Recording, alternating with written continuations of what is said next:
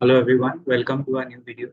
सो अभी बहुत सारी न्यूज़ है stock market related and even other news, but होता क्या है कि क्या कवर करना है, कवर स्टोरी क्या रखना है, इम्पोर्टेंट क्या है वही बताना है। सो आज का जो मेन स्टोरी है वो तो यही है कि जीरोधा जो कंपनी है, डिस्काउंट ब्रोकर है। बाय द वे, ये कोई ब्रोकर का प्रमोशन नहीं चल रहा है, सारे डिस्काउंट ब्रोकर्स ने अच्छा किया, बट बिकॉज इकोनॉमिक टाइम्स में उसका फुल स्टोरी आया है about net profit. They are not listed but they publish their numbers, तो उनका मैनेजमेंट एथिकल है। और वो बिजनेस मॉडल ऐसा है जो पर्सनली मैं आपसे शेयर इसलिए कर रहा हूँ कि I prefer these kind of businesses. Asset light business model जहाँ फैक्ट्री नहीं लगानी है, वर्कर नहीं है, गवर्नमेंट का इंटरफेरेंस कम है, शुगर की प्राइस एमएसपी बढ़ा दी, किसानों का आंदोलन, ये सब जो प्रॉब्लम होते हैं इसमें अच्छी खासी एक कंपनी जो है वो खराब हो जाती है। मैं आपको बताता हूँ व्हाई आई से दैट। तो केस इन पॉइंट, जीरोधा एक डिस्काउंट ब्रोकर है। एंजल वन तो लिस्टेड कंपनी है, बट ये इसका लिस्टेड ना होने के बाद भी they never went for funding, and I think they copied और probably allegedly, we not sure, but पहले ये डिस्काउंट मॉडल यूएस में आया था रॉबिन हुड करके। तो आई थिंक दोनों भाइयों ने, कामत ब्रदर्स ने कोशिश की कि इंडिया में भी एक डिस्काउंट ब्रोकर होना चाहिए। तो we should be thankful that आज आप जो ब्रोकरेज देते हो भाई वो बहुत कम है, 20 रुपीज बाय पर बाय ऑर्डर, पर सेल ऑर्डर, जो भी डिस्काउंट ब्रोकरेज है। ऑप्शंस में ज्यादा लग रहा होगा आपको, बट एक जमाना था 2007-8 में जब ब्रोकरेज जो था वो 2%, 1.5% कुछ भी होता था of the total order value. मतलब अगर आप 1 लाख का ट्रेड कर रहे हो तो 2,000 रुपया ब्रोकरेज, 2%। अगर 10 लाख का ट्रेड कर रहे हो तो 20,000 रुपया ब्रोकरेज। तो वो जो मोनोपोली बैंक्स की तोड़ी है उनका क्रेडिट तो इनको दोनों भाइयों को देना ही पड़ेगा ना। दे आर स्मार्ट बिजनेसमैन, आप उनका कोई भी इंटरव्यू देख लीजिए। they have run this company like a lean organization, and that's why it's important to cover कि ऐसा बिजनेस अगर हमें मिले तो वो स्टॉक तो 100 गुना मल्टीपैगर तो कम से कम करके जाएगा। बट ऐसे बिजनेसेस को जल्दी आइडेंटिफाई करना, उसमें जब भाव गिरता है तो उसको होल्ड करना, पकड़ के रखना, लाइक योर प्रॉपर्टी। जब प्रॉपर्टी में टफ टाइम आता है तो हम प्रॉपर्टी बेचते नहीं है, वही क्वालिटी हमें स्टॉक में चाहिए, हर बार हम लोग वही बोलते हैं। Basically, Zerodha has recorded 62% increase in net profit, all thanks to option traders and futures and option FNO traders के वजह से मार्केट में जो रैली हुई है, 62% इंक्रीज इन नेट प्रॉफिट। अच्छा, इनका नेट प्रॉफिट मार्जिन कितना है पहले वो बता। जीरोधा का नेट प्रॉफिट मार्जिन करीब करीब 50 to 55% है, and it is higher than most of the listed companies. अगर ये कंपनी आज भी लिस्ट, तो मुझे नहीं लगता होगी मार्केट में क्योंकि उनको बहुत बार ऑफर है, बट अगर आज भी ये लिस्ट होगी, this will be the highest net profit margin. कोई भी कंपनी, कोई भी बिजनेस, अगर आप बोलते हो ना भाई 20% से ज्यादा अगर नेट प्रॉफिट मार्जिन होता है, it's a great business looking at the size and scale के हिसाब से भी। बट 20-25% जैसे आईटी कंपनीज है, 20-25% नेट प्रॉफिट देती है, it's a great business. Now this company is giving you 55%। क्यों दे पा रहे हैं? क्योंकि एम्प्लॉयज कम रखे हैं, सारा काम टेक्नोलॉजी का है। तो स्टॉक भी वैसे अपने को मिलते हैं जैसे जोमेटो है। जोमेटो में क्यों इतना सडन आउट परफॉर्मेंस आया? क्योंकि थोड़ा भी बिजनेस बढ़ता है तो कॉस्ट बढ़ते नहीं। ये बाकी कंपनीज में प्रॉब्लम क्या है कि जैसे जैसे बिजनेस बढ़ता है आपके खर्चे बढ़ते जाते हैं, तो वो स्टॉक प्राइस फिर पी रेशियो एडजस्ट होके नीचे गिरता रहता है और स्टॉक प्राइस फिर वैसे नीचे गिरेगा। क्योंकि आपने, लुक एट, एक एग्जांपल आपको देता हूँ, 55% तो बहुत दूर की बात है। जीरोधा का जीरोधा का कंपैरिजन किसके साथ हो रहा है 55% मार्जिन में, या जो भी प्रॉफिट मार्जिन हाईएस्ट में? Closest competitor to Zerodha is NSE, National Stock Exchange, जिसका प्रॉफिट मार्जिन है 51%। ये आईपीओ तो भाई साहब कोई बाय या सेल रिकमेंडेशन नहीं है, please consult your financial advisor and then take a call. But having said that, ये आईपीओ तो कब से वेट कर रहे हैं। ये तो छोड़ना नहीं है नेशनल स्टॉक एक्सचेंज, मैं तो नहीं छोड़ूंगा एटलीस्ट। इसमें तो जैसे Bajaj housing finance level type का कॉन्फिडेंस था, वैसा इसमें है, इसमें तो बहुत आगे बढ़ेगा। एनएसई की बात निकली है तो बता दूं, net profit of NSE is 8,000 crore, which is 51% margin. Zerodha is actually 50 to 56% margin. LTI Mindtree is 12% profit margin. Cipla जो फार्मा कंपनी है वो 16%, ये सब नेट प्रॉफिट मार्जिन है, 16% for Cipla net profit margin है, ग्रॉस प्रॉफिट एबिटा नहीं, नेट प्रॉफिट कि घर में पैसा कितना आया सब काट काट के। एनएचपीसी का अच्छा है, 41% नेट प्रॉफिट है।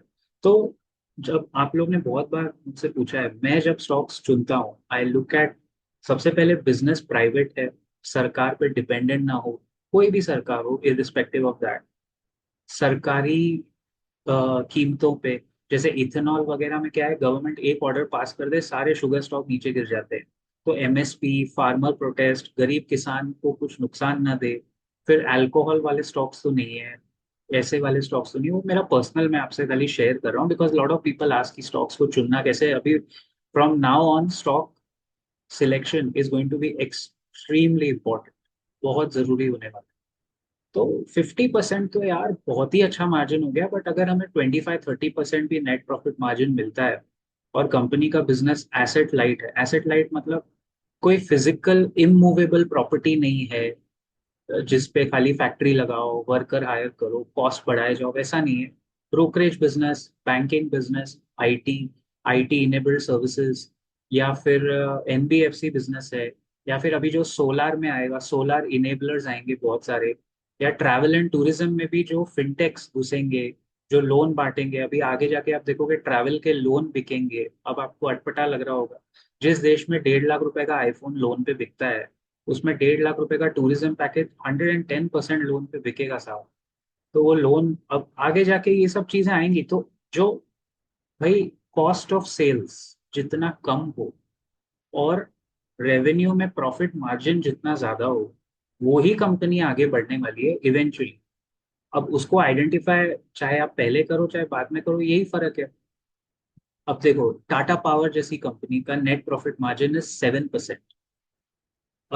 जीरोधा ने पिछले साल जितना नेट प्रॉफिट कमाया है, it is 4,700 crore net profit.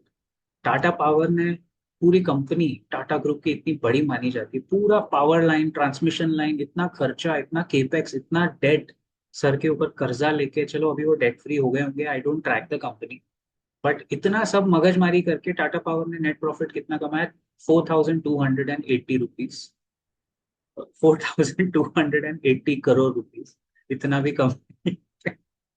4,280 crore रुपए। और जिरोदा है 4,700 करोड़ रुपए। मतलब कौन सा बिजनेस बेटर है वो आप खुद देख सकते हो, और कौन ज्यादा पैसे कमा रहा है, वो भी बिना मगजमारी के पैसे कमाने वाला बिजनेस ही आगे बढ़ेगा। L T I माइंट्री IT company है, 4,500 करोड़। फिर मैं आपको और दिखाता हूँ ना, हीरो मोटोकॉप 3,700 करोड़। टाइटन अच्छी कंपनी, नो कंपैरिजन, 3,400 करोड़।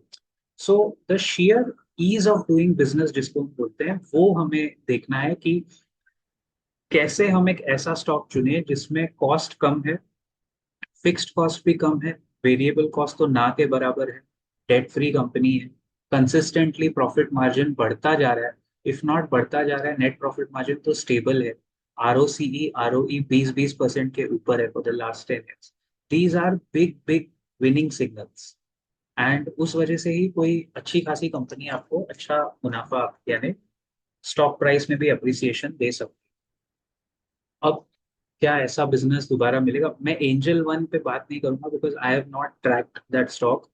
मैं इस बिजनेस में मोतीलाल ओसवाल को एक जमाने में ट्रैक करता था, we had identified Motilal Oswal around 750, और बहुत अच्छा चल गया वो स्टॉक भी। और अगर आप, मैं इस पे अलग से वीडियो नहीं बनाना चाहता, बट इफ मैंने एक कमेंट पे आंसर किया था हमारे सब्सक्राइबर के कि भाई बहुत स्टॉक्स की अपनी अपनी जर्नी होती है, वो लोग हैं जो नीचे के भाव पे एवरेज करके भी अच्छा खासा आप पैसा कमा सकते हो। 19%, 20% CAGR लोगों ने बनाया है। अगर स्टॉक अच्छा है, कंपनी अच्छी है, खराब समय चल रहा है, अच्छी कंपनी है, मैनेजमेंट इंटीग्रिटी है, लेकिन खराब टाइम चल रहा है, तो पैसे बनेंगे, चाहे वो कोई भी हो। हाँ, सेक्टर बिजनेस अपने आप में सनराइज सेक्टर चाहिए, ग्रोइंग सेक्टर चाहिए। देखो स्टॉक सिलेक्शन जो है ना, ladies and gentleman, it is not a cakewalk. It is extremely difficult to pick stocks. बड़े बड़े फंड मैनेजर, आईआईटी आईआईएम वाले, पढ़े लिखे, मतलब हाईली क्वालिफाइड सो कॉल्ड, जिनको माना जाता है, I personally don't consider the IIT IIM crowd, मैं उनको ज़्यादा तवज्जो, actually I am sorry to disappoint a lot of you, मैं नहीं देता। बेसिक एजुकेशन बहुत ज़रूरी है, कम्युनिकेशन स्किल्स बहुत ज़रूरी है, but I give more value to people who understand basic compounding, basic concepts. Like ये सब कॉन्सेप्ट समझने के लिए आपको कोई IIT IIM करने की जरूरत नहीं। और स्टॉक मार्केट इसीलिए सबसे बेस्ट चीज है क्योंकि यहाँ सबकी टेस्ट होती है। सबसे ज्यादा FNO में जो लॉसेस हुए ना, जो रिपोर्ट आई है सेबी की, उसमें एक पॉइंट आप शायद भूल गए होंगे कि सबसे ज्यादा जो 93% लोग लॉस बनाते हैं उसमें से 75-80% ये IIT IIM वाले लोग। तो पढ़ लिख के आप यहाँ मार्केट में नहीं पैसा कमा सकते। You need knowledge, courage and patience, जैसे विजय केडिया जी बोलते हैं। सिंपल भाषा में मुझसे पूछेंगे, knowledge, courage, patience, experience. The best teacher is experience and the passion. It's a very passionate business. You have to treat it like a business. अगर आप trader भी हैं, जैसे जीरोधा ने किया क्या, उन्होंने अपने बिजनेस को अपना पैशन बना लिया। या आपने rather the other way round, अपने पैशन को अपना बिजनेस बना लिया। तो when you convert passion to profession, वो बिजनेसेस कभी फेल नहीं हो सकते, चाहे वो जोमेटो हो, IRFC हो जो सरकारी होते हुए भी, PFC हो, बिरला सॉफ्ट हो, अच्छी कंपनीज है। बिरला सॉफ्ट ₹250 पे कोई पूछने वाला नहीं था, वही चीज 1.5 साल में ₹800 तक जाके आई। अब आप कोई एक स्टॉक अगर गिरा हुआ है, उसके पीछे पढ़ पढ़ के आप परेशान होंगे, कोई फायदा नहीं है। बिरला सॉफ्ट मेरे सामने सेम केस था। 650 पे लोग अटके हुए थे, 700 पे लोग अटके हुए थे। It went to 260. I still have that video on record where we identified the bottom and we said कि ये 268 to be exact। उसके नीचे जाना मुश्किल है। वहां अगर किसी ने एवरेजिंग किया होता तो उसका एवरेज बाइंग प्राइस हो जाता 450, 450। एक एग्जाम्पल ले रहा हूँ बिरला सॉफ्ट। एंड फिर उसने ₹800 पे जाके अगर बेच दिया होता तो in this whole cycle of 3 years या 4 इयर्स पकड़ लो, चलो 1 साल आप और पकड़, उसने कमाया कितना, 85% रिटर्न इन 4 इयर्स। फिर divide by 4 years, 85% point two point भी अगर आप डिवाइड करें, करीब करीब more than 21%, 21% exact, 21% compounding in a stock जो आपने 650-700 पे लिया था, और फिर 250-260 पे एवरेज किया। और उसके बाद जब वो 800 पे गया तो क्योंकि आपका एवरेज बाइंग प्राइस 450-500 आया तो आपने बेच दिया। तो एक गिरते हुए स्टॉक में जो अच्छी कंपनी है उसमें भी पैसा बनाया जा सकता है, but it will take you 3-4 years, 5 years. अपना तो साइकिल ही 5 इयर्स का रहता है।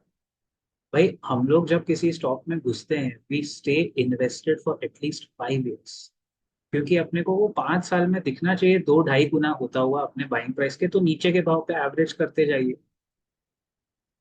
I'll see you in the next video very soon. आज ये लंबा वीडियो हो गया। Let me know your thoughts and these are the stocks that will make us multi-balance. Take care. जय हिंद, जय महाराष्ट्र।